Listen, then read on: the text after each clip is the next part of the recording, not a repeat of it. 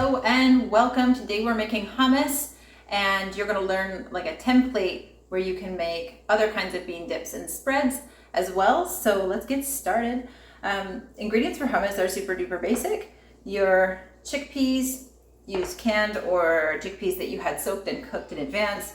Your citrus, your spices if you want, these are optional. I'm using cumin, which I had ground here, and then some paprika and garlic, of course. I think not optional, but use roasted garlic. It's a little bit of a tip if you want it to be mellower and not cause as much bad breath.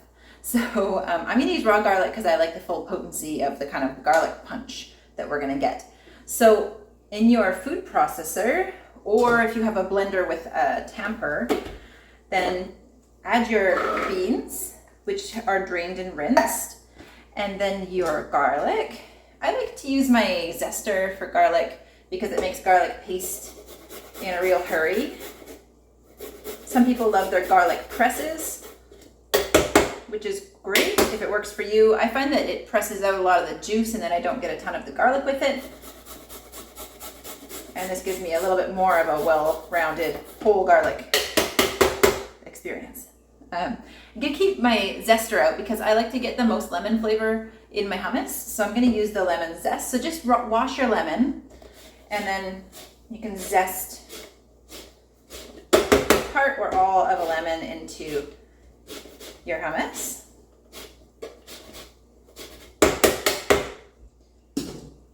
Tahini is sesame paste. So add a tablespoon of tahini or so. And this helps with making it super duper creamy too. And adds quite a bit of flavor. And then we've got the cumin. I'm gonna add some cumin and some paprika.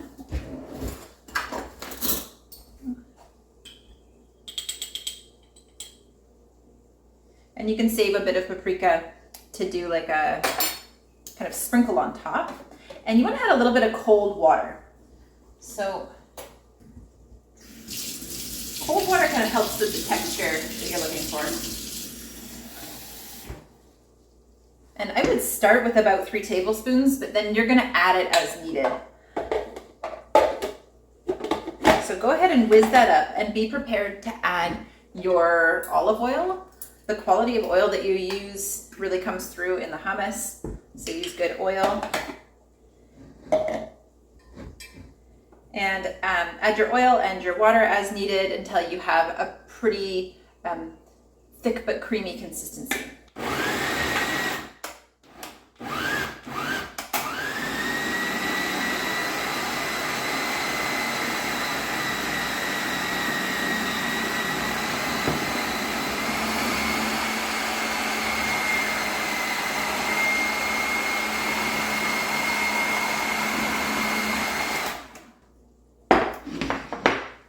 I'm going to go ahead and add my lemon juice.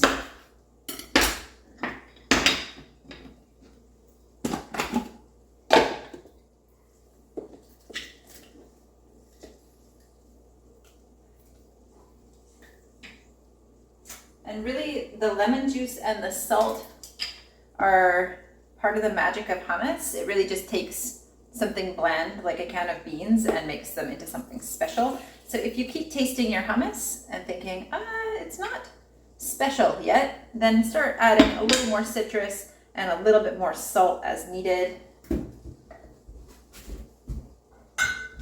My salt pot. I'm starting with a couple good pinches of salt.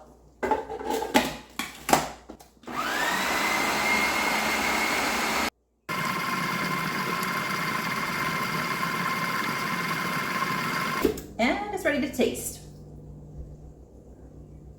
Okay, got bang on with the salt, and there is garlic in there, just the way I like it. So this one is done, and that's what I'm calling my basic hummus. Basic hummus is awesome as a dip for pita or a filling for wraps and things like that. So to change this up, if you can take your basic hummus and then just add some jarred peppers.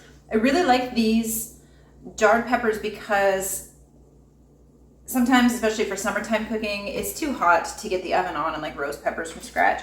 And unless there's a real good deal at the supermarket on fresh peppers, roasted peppers in a jar are usually a better bang for your buck as well.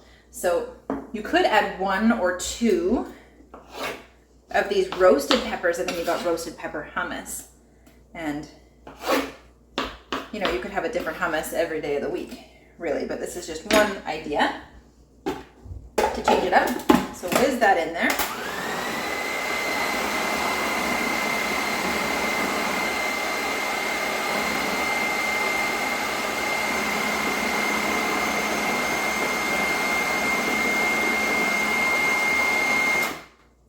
Another tip is that if you want to use the liquid from the roasted peppers, this has got a little bit of vinegar in it and it contributes to the acidity of the whole thing. And so you could tip a little bit of this in there for some extra red pepper flavor. However, I think mine is just the right consistency. I don't want it any more liquidy than that. And how thick you like your hummus depends on the application. Some people like it more with a kind of a veggie dip or a pita dip. Other times you see it quite thick, so that if you move a spoon around in it, that you could see the spoon mark. So that is up to you. Just let you know that it does thicken as it sits. So right away it will be a little bit more watery, and then the fibers of the beans will kind of expand with the water that you added, and it will be more thick the next day.